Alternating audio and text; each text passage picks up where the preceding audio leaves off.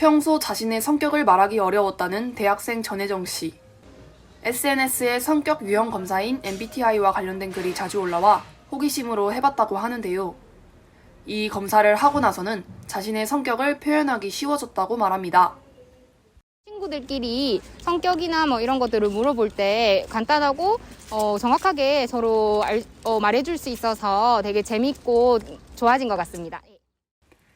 MBTI는 미국의 심리학자 마이어스와 어머니인 작가 브릭스가 한 스위스 정신분석학자의 심리 유형론을 토대로 공동 연구 개발했는데요.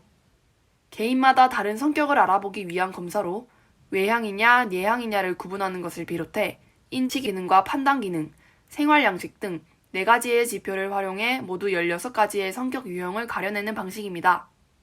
쉽고 간편하게 자신의 성격을 알아볼 수 있어 특히 젊은이들에게 큰 인기를 끌고 있는데요. 요즘 MZ세대가 자기소개를 할 때 MBTI로 하는 경향이 있는데 매체에서 젊은 층을 공략하기 위해 사용하는 것으로 봐 저는 좋게 평가하고 있습니다. 이런 추세를 반영하듯 MBTI를 통해 본인을 파악하기 쉽다는 생각에 면접 준비에 활용하는 취업 준비생도 있습니다. 대외활동 면접을 봤을 때 자신이 내향형이라고 생각하는지 외향형이라고 생각하는지에 대해서 질문을 받은 적이 있는데요.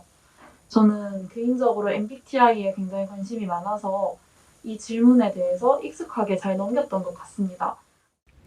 단순한 재미를 넘어 기업이나 기관의 홍보 전략으로 활용되기도 합니다. 최근 일부 공기업에서는 MBTI 유형별 공공기관 공략법이라는 영상을 만들기도 했는데요. 기업에서 일하는 사원들이 출연해 각자의 MBTI 유형을 밝히고 회사의 업무와 성격 유형이 적합한지를 재미있게 물어보고 답하는 식입니다. 한국임업진흥원은 임산부를 쉽게 이해할 수 있도록 MBTI 검사 방법을 활용했습니다. 12개 질문에 모두 답하면 표고버섯 같은 임산물 캐릭터가 나와 본인의 성격을 설명해주고 임산물의 맛이나 건강, 조리법에 대한 정보를 알려주는 방식인데요. 한 달 동안 2만여 명이 접속하는 등 인기를 끌었습니다. 젊은 세대, 이제 또 MZ세대라고 칭하는 이 세대가 임산부를 너무 어려워하시고 또 이제 잘 모르시는 경우가 많더라고요.